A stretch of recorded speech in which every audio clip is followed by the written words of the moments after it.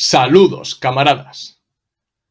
¿Qué tal estáis? Espero que vaya todo bien, que vaya todo perfectamente. Estas últimas 2 semanas, agricultores, ganaderos, el primer sector de Europa en general se ha echado a las calles para protestar, llegando incluso a acercar capitales europeas como París o entrando hasta el corazón de la Unión Europea, que es el Parlamento Europeo. Estas protestas han sido continuadas nacionalmente y, en España, los agricultores y los ganaderos también se han echado a la calle en tractores. Aunque las protestas y las reivindicaciones de los agricultores y ganaderos de Europa sean similares y coincidan en muchos puntos, también están condicionadas por ciertas particularidades nacionales. Así que yo en este vídeo me quiero centrar en el campo español y en la protesta de los agricultores y ganaderos de España. Así que vamos con el vídeo. Esto es Red Planeta. ¡Comenzamos!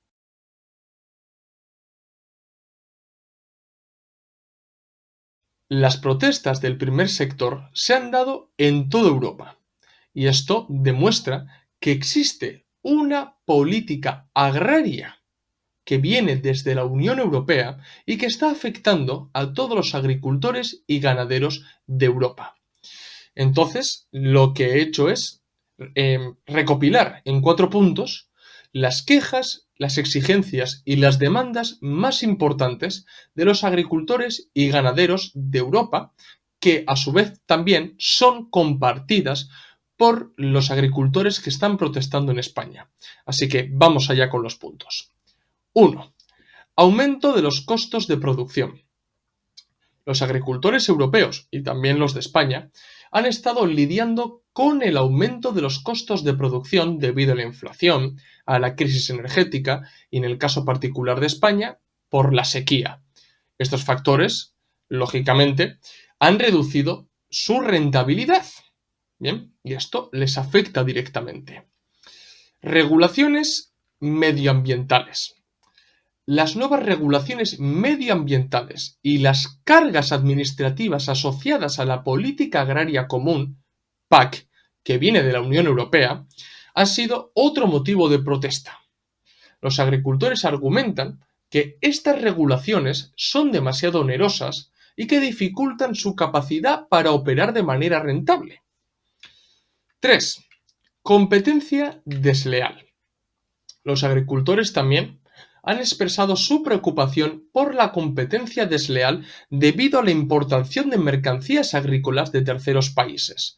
Estos productos entran en el mercado europeo a precios mucho más bajos y, claro, dificulta la capacidad de competir de los agricultores locales europeos. ¿Bien? Y 4. Acuerdos comerciales. Algunos agricultores también han protestado contra ciertos acuerdos comerciales concretos, como puede ser Mercosur, bien, que los perciben como perjudiciales para sus propios intereses. Como os acabo de comentar hace un momento, que estas demandas, las 4 que os he leído, sean compartidas por la gran mayoría del primer sector de Europa, demuestra que existe una política agraria adoptada por la organización supranacional que es la Unión Europea y que está afectando a todos los agricultores y ganaderos del continente. La existencia de esta política agrícola adoptada por la Unión Europea no nace del vacío, sino que deriva de una tendencia del capital en la actual fase del desarrollo en el que vivimos y sobre todo porque por la condición de los países que forman parte de la Unión Europea y que responde a su carácter imperialista, esto es, que los países de Europa forman parte del centro imperialista y esto afecta enormemente a los agricultores y a los ganaderos y más tarde desarrollaré esta cuestión. Analizar la cuestión del campo no se puede hacer de manera simplista ni de manera infantil como se ha venido haciendo desde la izquierda sistémica y de la derecha más populista o sistémica. Lo que hay que hacer realmente es un análisis materialista. Observar la contradicción de clases y sobre todo la pugna interburguesa existente, porque estos hechos, estos factores, son fundamentales para entender la cuestión del campo. Bien, y es de esta manera de la que se puede entender la cuestión del campo solo así, porque si no lo que vamos a hacer es anteponer nuestro subjetivismo a lo que pasa realmente en el campo. Y el resultado de anteponer ese subjetivismo es que, por un lado, se ha criminalizado a los agricultores y a los ganaderos llamándolos fachas, y eso lógicamente ha venido desde la socialdemocracia, el socialliberalismo, la nueva izquierda, y por otro lado, se ha apoyado acríticamente, porque son productores nacionales, a los agricultores y los ganaderos, sin ir más allá, sin observar la pugna interburguesa existente. Bien, entonces, para no caer en ese subjetivismo que nos va a llevar a equívocos, lo que hay que hacer es analizar la contradicción de clase y la pugna interburguesa existente en el campo. Así que en este vídeo me voy a centrar en la cuestión del campo español, pero para ello hay que entender la tendencia del capitalismo en la actual fase del desarrollo en el que vivimos, para de esta manera también entender en qué tiempos nos toca obrar y nos toca organizarnos. Bien, así que vamos allá con la tendencia del capital. Como ya comenté, en el coloquio que grabé con el camarada Julen, en el que repasamos los acontecimientos más importantes de enero, dije que estamos entrando en una nueva fase de producción y de extensión del capital, marcado por el enorme desarrollo de las fuerzas productivas y condicionado, como no, por la automatización y la modernización de las nuevas tecnologías. Este desarrollo de las fuerzas productivas, al igual que las anteriores revoluciones industriales que no fueron otra cosa que un desarrollo brutal de las fuerzas productivas, barre de la economía a los productores incapaces de innovar y modernizar.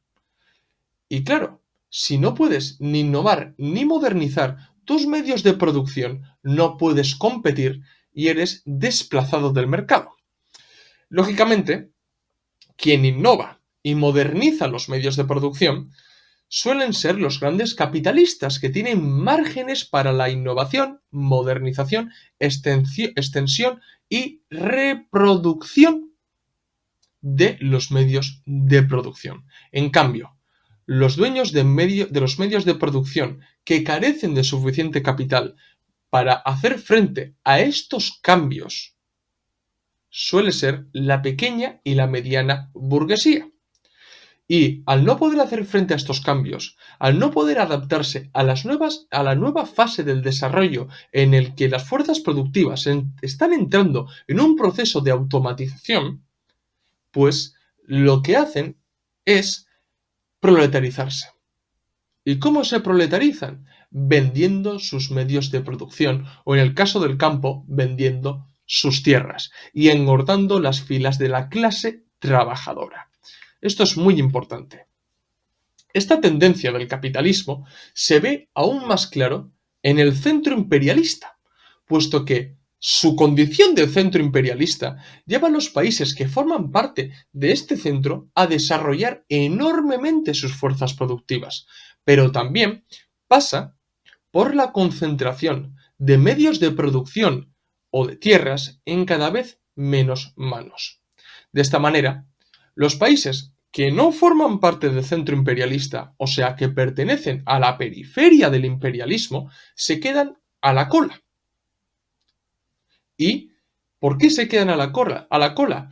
Porque el desarrollo de sus fuerzas productivas no es tan grande como el del centro imperialista. Pero esto no es por casualidad, sino que es por la existencia misma del neocolonialismo, que impide a estos países desarrollarse, que el centro imperialista mantiene a la periferia en un límite, en un subdesarrollo. Bien, ¿pero para qué? Para contratar mano de obra barata, para deslocalizar las empresas o para importar mercancías baratas al centro imperialista y seguir con este proceso de proletarización, porque los pequeños productores La pequeña burguesía, los pequeños tenedores o medianos tenedores de tierra no pueden competir. En los países que forman parte del centro imperialista, en su condición de países desarrollados e industrializados, la tendencia es la siguiente: proletarización a gran escala de la pequeña y mediana burguesía en todos los aspectos de la producción o de la economía, concentración de los medios de producción en cada vez menos manos y la continuación de las prácticas neocolonialistas en los países de la periferia, por lo que os acabo de decir. Siempre que ha habido un desarrollo de las fuerzas productivas, el capitalismo siempre corre el riesgo de que la contradicción entre fuerzas productivas y relaciones de producción se disloque. Y si se disloca, si no hay una concordancia, se estanca el desarrollo. Por ende, no hay extensión de capital. Entonces, la clase dominante, que hoy tiene un marcado carácter internacional, quiero decir, que se organiza de manera nacional como oligarquía financiera, busca un nuevo modelo de producción, de consumo y un nuevo modelo social acorde al grado del desarrollo de las fuerzas productivas que toca en ese momento. Bien, porque la burguesía ya hace tiempo que dejó de ser meramente clase nacional, clase dominante. Ahora es clase internacional. El que mejor ha entendido el lema de proletarios de todos los países unidos ha sido la burguesía, cambiando ese lema y siguiendo la máxima de burgueses de todos los países unidos en monopolios o oligopolios. La burguesía lo ha entendido muy bien. Y de ahí que en esta ofensiva neoliberal que estamos experimentando sea fruto de la superación de los límites del Estado-nación por la clase dominante, en el que ya el mercado no se extiende con el Estado-nación, sino que el mercado ya ha superado con creces los límites, los estrechos límites del Estado-nación. Bien, de ahí la aparición de organizaciones supranacionales o de las empresas transnacionales. Bien, y toda ofensiva capitalista tiene su reflejo ideológico y político. Y a pesar de que muchos esperaban hace unos años de que esa ofensiva capitalista tuviera un carácter totalitario, reaccionario o incluso violento, es decir, fascismo, estamos viendo que este reflejo político de la ofensiva neoliberal es todo lo contrario a lo que se esperaba. Y ahora me entenderéis por qué. Las políticas propulsadas desde arriba, desde esa oligarquía financiera organizada en torno a organizaciones e instituciones supranacionales, lo realiza bajo una cara amable, con un capitalismo de amigos, bajo el progresismo y en lo que al campo concierne en cuanto al ecologismo y la defensa del medio ambiente. No es ninguna casualidad que el posmodernismo, el identitarismo, el ecologismo y otros muchos ismos sean la postura ideológica dominante adoptada por la oligarquía financiera.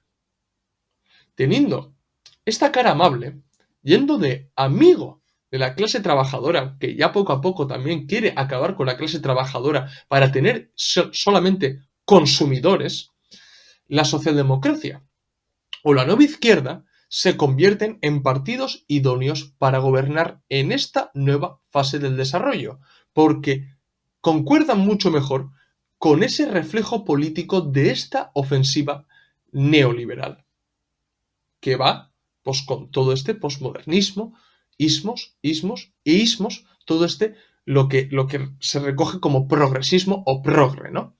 Pero esto es simplemente la cara amable del capital, pero no deja de ser capital. Por eso mismo me hace mucha gracia que muchos derechistas populistas que son antiprogres, critican ese progresismo, pero no critican el capital que lo genera. Por eso mismo caen en ese error enorme, pero parte de su cosmovisión, que es totalmente distinta a la de un marxista que analiza las contradicciones y analiza también las ofensivas capitalistas que se dan y ese reflejo, o mejor dicho, ese envoltorio ideológico político con el que se da dicha ofensiva. Entonces, ese envoltorio político ideológico del que acabo de mencionar también genera una reacción. Y esa reacción hoy en día es esa derecha populista o incluso ese nacionalismo. Mucho discurso se ha corrido hacia la derecha. Bien, y eso lo podemos ver no solamente en la derecha tradicional, sino también en la propia izquierda o incluso en el movimiento comunista. Bien, y el aglutinador de todo esto puede ser, por ejemplo, lo que se le llama como la Agenda 2030, que unos lo defienden como el sumum del progresismo y otros reaccionan ante él. Pero esto demuestra realmente que no es otra cosa que las dos caras de la misma moneda capitalista.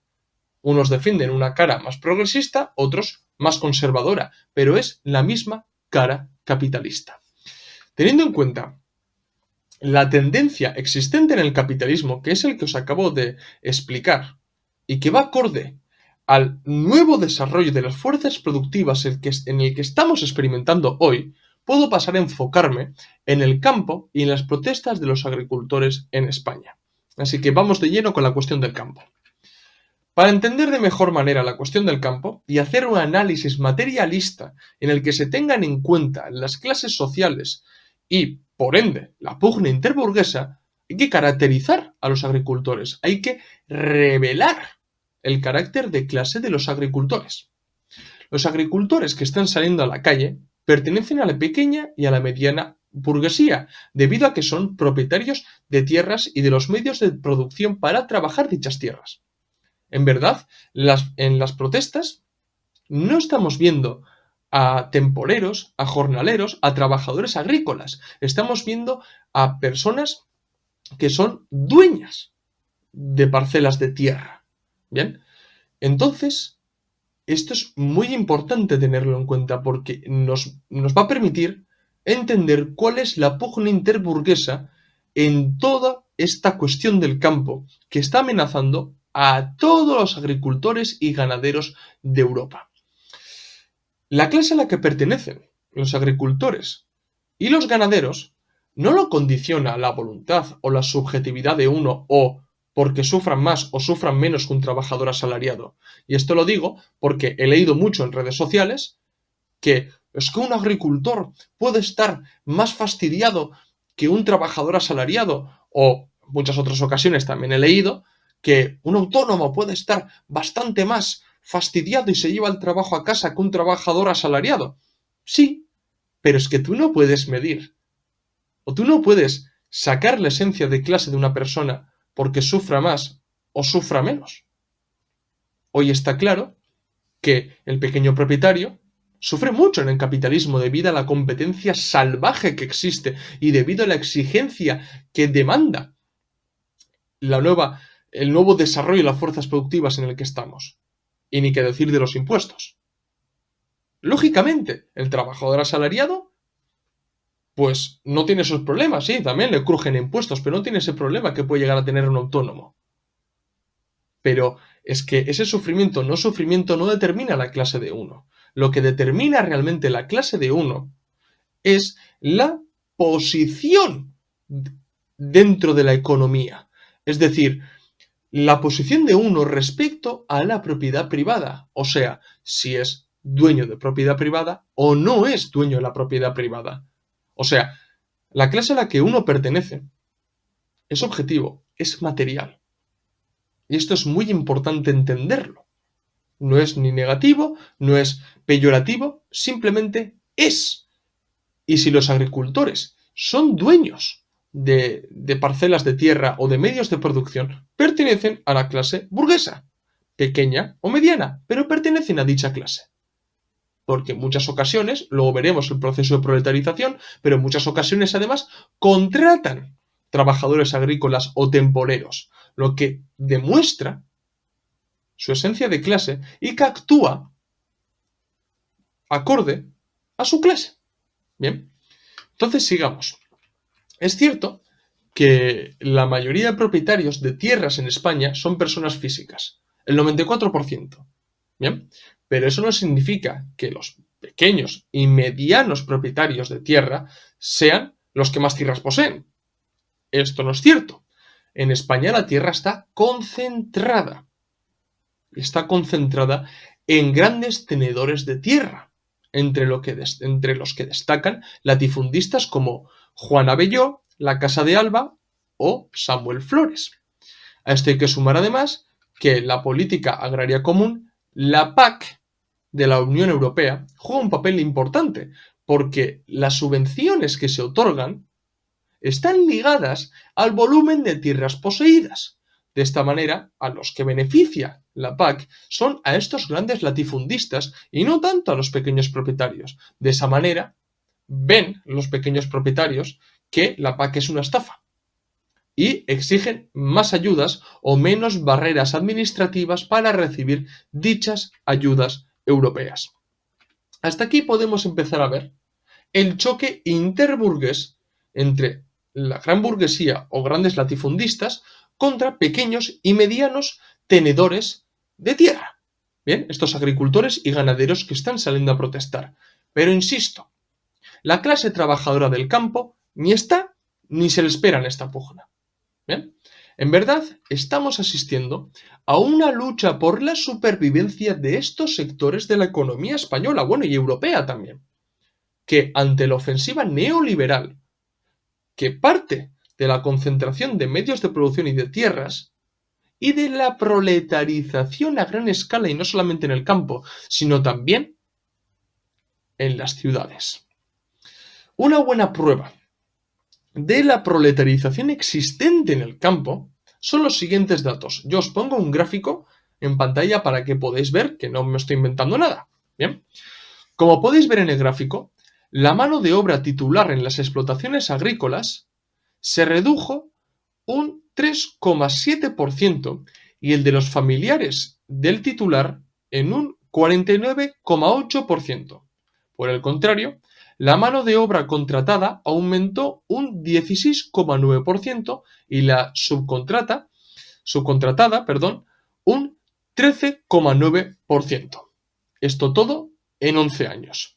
Esto es una buena prueba de la proletarización en el campo, en el que vemos que cada vez es más frecuente la aparición del trabajador agrícola, es decir, de la mano de obra contratada y no tanto la economía familiar o el titular de la tierra trabajándola. Ojo, que existen, y como dije en el anterior vídeo, yo mismo conozco gente que trabaja en su propia tierra.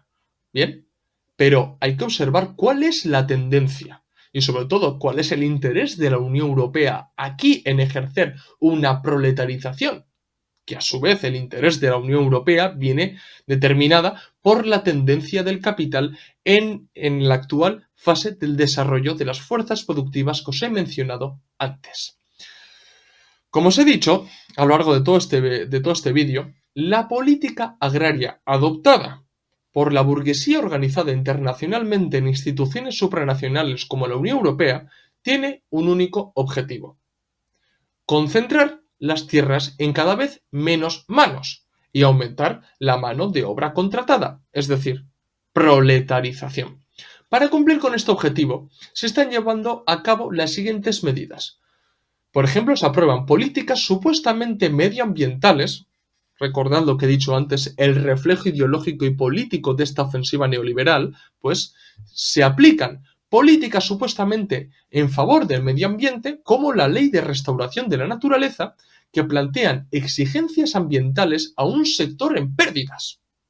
También se exige la innovación digital a un sector en el que la media de edad supera los 50 años y tienen dificultades para adaptarse a la nueva fase del desarrollo de las fuerzas productivas. O también se aplican duras normas fitosanitarias que deben cumplir las mercancías agrícolas de Europa, y todo esto, como no, en nombre del ecologismo y de la economía verde. Para imposibilitar la competencia en el mercado europeo, la Unión Europea lo que hace es importar productos agrícolas que no cumplen las normas fitosanitarias. Y además es una hipocresía, porque mientras que a los productores locales europeos se les exige estas normas fitosanitarias, las que importan no las cumplen. Yo os pongo unos ejemplos. Melones marroquíes con un 600% más de productos tóxicos, o naranjas sudafricanas llenas de pesticidas, o lo mismo con los tomates egipcios. Todos estos productos son más baratos y, claro, son de peor calidad, que también afecta a los consumidores, lo que demuestra la enorme hipocresía de la Unión Europea, que su único objetivo es desplazar del mercado a miles de agricultores de Europa. Por eso mismo protestan. ¿Qué es lo que se espera de todo esto? ¿Qué es lo que espera la Unión Europea de todo esto? El máximo objetivo, que es que los pequeños y medianos propietarios de tierras, al final, no puedan competir, se vean desplazados del mercado y vendan sus tierras. Y si las tienen arrendadas, que ya no se las puedan volver a arrendar. De ahí que fondos de inversión estén al acecho. Y de ahí que se esté diciendo que en España el nuevo ladrillo sea el campo. Con todo esto, queda aún más claro que todo esto en realidad es una pugna interburguesa entre la pequeña y mediana burguesía del campo contra los grandes latifundistas, distribuidoras, fondos de inversión y el resto de mayoristas. En pocas palabras, pequeña burguesía nacional versus la gran oligarquía internacional. Y hay que comprobar, nosotros como comunistas al menos, debemos comprobar si en realidad estas protestas tienen algún potencial revolucionario o antiimperialista. Pero lo que se está viendo es que estos agricultores y ganaderos, muchos de ellos asumen el discurso contra el supuesto globalismo, que a saber qué significa ese globalismo, que ha sido copado eso por esa derecha más populista que ha salido en los últimos años. Y también han ido en contra de la Agenda 2030, que muchos acaban reproduciendo casi teorías de conspiración. Bien, pero todos estos discursos no son para nada antiimperialistas. En todo caso será antiglobalistas, como le llaman ellos, pero no son antiimperialistas, que es lo que realmente nos interesa a nosotros como comunistas y como personas que pertenecemos a la clase trabajadora. Objetivamente hablando, la demanda de estos agricultores es proteccionismo, más ayudas a la pequeña burguesía y, cómo no, aumento de la cuota de participación en el mercado. En pocas palabras, el mantenimiento del modo de producción capitalista y de su mercado, pero que regrese a tiempos atrás. Es decir, un capitalismo y un mercado que ya no concuerda con la fase actual del desarrollo de las fuerzas productivas, porque aún se tiene esa nostalgia de tiempos pasados en el que tenían cierta cuota de participación en el mercado, podían competir, pero lo que tienen que darse cuenta, no solamente los ganaderos y los agricultores, sino la mayoría de los trabajadores de España y de Europa, es que ese tiempo ya pasó. Las fuerzas productivas se han desarrollado aún más. El capitalismo ha entrado en una nueva fase de desarrollo. Bien, y eso también condiciona una nueva ofensiva neoliberal, que viene determinado por lo que os he dicho. La concentración de medios de producción, o en el caso del campo, de las tierras en cada vez menos manos, y la proletarización, porque la proletarización, la destrucción de la pequeña burguesía en la ciudad, también se ha dado, porque los comercios minoristas cada vez son menos y han sido sustituidos por grandes cadenas. Y esto es muy importante entenderlo, porque precisamente en un mercado la competencia anula competencia. Y esto mismo ahora se está dando una ofensiva en el campo en el que ven los ganaderos y los agricultores cómo no pueden competir contra grandes fondos de inversión y contra ese proceso de proletarización. Con todo lo que he dicho, sobra decir que los comunistas siempre defenderemos la hegemonía de la clase trabajadora por encima de los propietarios de los medios de producción, o en el caso del campo, de los propietarios de tierras.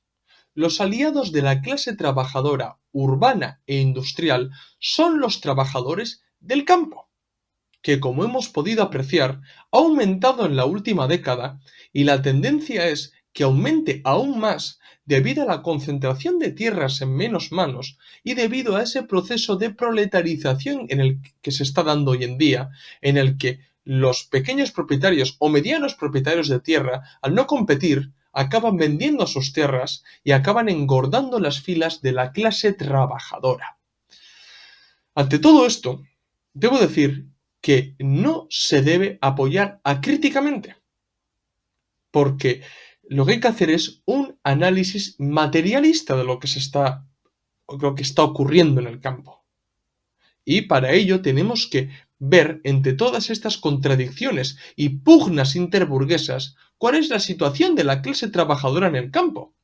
Pues una gran parte de la mano de obra contratada en el campo son temporeros y de origen inmigrante, susceptibles de ser explotados debido a que el precio y la fuerza de trabajo de estos inmigrantes es menor que el de un trabajador nativo. También hay que señalar que la mayoría de inspecciones de trabajo que se realizan en el campo acaban en sanciones, lo que demuestra que existen esas malas condiciones, esas malas praxis en el campo por parte de propietarios que contratan mano de obra migrante. Y, claro, los comunistas somos conscientes de que una economía a pequeña escala y fragmentada no es viable para el mantenimiento de una sociedad socialista. O sea, lo que es necesario es una gran economía agrícola colectivizada donde la cooperación esté por encima de la competencia.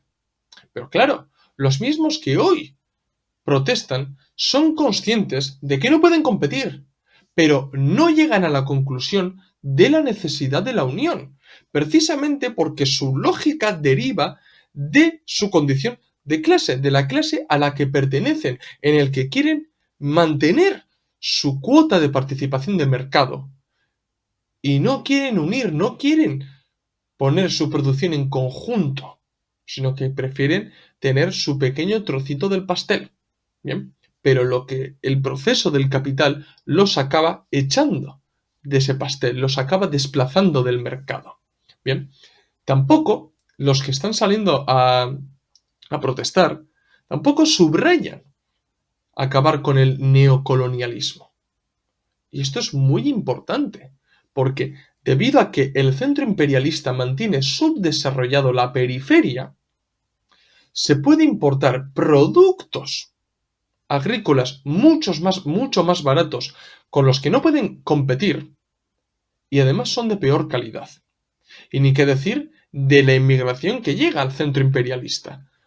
Y esto viene condicionado debido a la injerencia imperialista en estos países, en el que los mantiene subdesarrollados, en los que desestabilizan esos países y acaba saliendo muchísimas personas de sus patrias para llegar al centro imperialista con un supuesto sueño en el que van a vivir una vida mejor.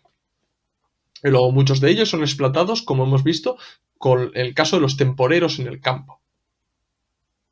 Entonces, al no señalar, al no ir a la raíz del problema, lo que demuestra es que muchas de las protestas, las exigencias que se demandan, son superficiales, son lógicas, pero son superficiales y no van a ir a la raíz del problema. Porque estos agricultores no pueden combatir contra la tendencia del capital, no pueden combatir contra la fase del desarrollo de las fuerzas productivas en el que nos encontramos. Porque ir para atrás sería reaccionario. O sea, ir en contra de la fase del desarrollo de las fuerzas productivas en el que estamos entrando, la automatización, la modernización de las nuevas tecnologías y todo esto que va a venir en el siglo XXI, ir en contra de todo esto es reaccionario. Es ir para atrás, es retroceder. Por eso mismo, es que no ir a la raíz del problema, señalando lo que hay que señalar realmente, pues lo que hace es que muchas de las demandas de los agricultores y de los ganaderos sea efectivamente proteccionismo y más ayudas a la pequeña burguesía. Lo que en un momento dado, si la alta burguesía, la oligarquía financiera, dice, bueno, vamos a dar esta concesión, va a ser temporal, porque a la larga va a volver a reproducirse debido a la tendencia existente dentro del capitalismo, y no me canso de decir esto. Entonces, ¿es posible una alianza obrero-campesina? Sí, sí es posible. Claro que es posible. Pero no vamos a negar que es complicado. Pero no solamente por la actitud que pueden tener muchos ganaderos o agricultores, sino debido a las tendencias que existen. Porque la tendencia es que estos desaparezcan. Pero es que no lo hacemos nosotros los comunistas, lo hace el propio capital, lo repito. Con la concentración de medios de producción y de tierras en cada vez menos manos y debido a la proletarización, al proceso de proletarización existente. Bien, entonces, en mi opinión, creo que una política comunista para el campo tiene que pasar por mostrar la hipocresía de la gran burguesía que ya no obedece tanto a la economía nacional, sino a intereses capitalistas internacionales, o mejor dicho, transnacionales. También sería idóneo denunciar la verdadera cara de esas políticas ecologistas en favor del medio ambiente, porque lo vemos la hipocresía, en el que importan productos que no cumplen medidas fitosanitarias o que traen productos de Nueva Zelanda, demostrando que el medio ambiente les importa más bien poco. Bien, o denunciar también la especulación existente por parte de las distribuidoras, mayoristas y grandes almacenes. Todo esto habría que hacerlo, pero hay que ir más allá. También habría que subrayar las condiciones de la mano de obra contratada en el campo. También deberíamos insistir nosotros, siendo comunistas, en que la cooperación debe ir por encima de la competencia y tenemos que mostrar nuestra apuesta por la colectivización. Si somos comunistas realmente. Porque si no es así, estaríamos apostando por una pequeña economía agrícola fragmentada que para una economía planificada y socialista no funcionaría y no se cumpliría la armonización de la economía que tanto defendemos los comunistas. Sinceramente sería ir un paso atrás. Por eso mismo insisto en que no hay que ir a la zaga de cualquier movimiento espontáneo que surja. No se puede ir, porque si no se analiza, si no se ve las pugnas interburguesas, si no se hace un análisis materialista, estamos condenados a ir a la zaga de estos movimientos. Y estamos condenados a asimilar su ideario. Pero si os dais cuenta y si repasáis el vídeo y los datos, os vais a dar cuenta de que hay que analizar en esa contradicción y hay que estar ojo a visor a esa pugna interburguesa y entender cuál es el proceso del capital en esta nueva fase del desarrollo en el que nos encontramos y sobre todo no olvidar la condición de centro imperialista de países como España, bien, que luego mantiene en una situación de subdesarrollo a terceros países o a los países de la periferia imperialista. Así que, bueno, camaradas, espero que se me haya entendido. Sé que es un tema un tanto complicado y además que genera muchos debates, pero bueno, espero que mi análisis sirva para que la gente tenga las cosas más claras respecto al campo en el centro imperialista. Así que, bueno, lo voy a dejar aquí. Espero que os haya gustado el vídeo. Si es así, dar like. Si sois nuevos, suscribiros al canal. Recordad que en la descripción del vídeo tenéis el enlace de PayPal para donarnos dinero, ayudarnos a crecer y que nos cunda seguir haciendo este tipo de vídeos. También tenéis en la descripción del vídeo los enlaces de los documentos y libros que tenemos solamente en Unroad. Pasaros por el blog de entrevistas donde tenéis entrevistas muy interesantes y seguirnos en las redes sociales, Twitter, Facebook, Instagram y TikTok, donde subimos contenido a diario o casi a diario. Esto es todo, nos vemos en el próximo vídeo. ¡Salud, camaradas!